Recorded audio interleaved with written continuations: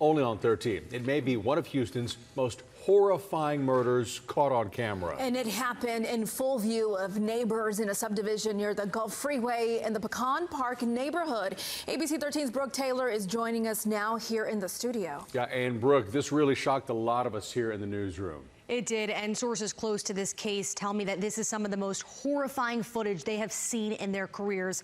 Police haven't said if the victim knew the killer, but they're hoping that a neighbor's video leads to a quick conviction and justice for his family. Only on 13, deeply disturbing and shocking video of a murder in broad daylight.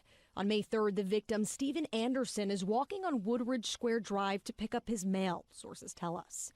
He turns around at the sound of a screeching car speeding right into him.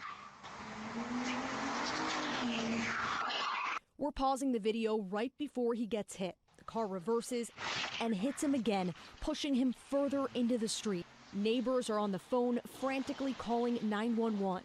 Other people to help me turn him over. They want us to turn him over. Another neighbor comes out with a pillow.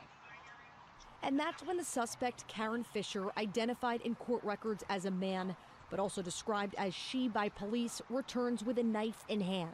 The suspect yanks and flips Anderson over, straddles him, and kisses him. We're not showing what happens next because it's too graphic, but that's when police say Fisher stabs him 9 times. She casually walks off as if nothing happened and neighbors just watch. She then tries getting into another car while talking to witnesses. When that's unsuccessful, she leaps over the body and walks away. It's very disturbing, yeah, because, you know, I have kids here. So our kids could have been out here playing, and imagine that. 20-year-old Karen Fisher is in jail tonight, charged with murdering this 64-year-old.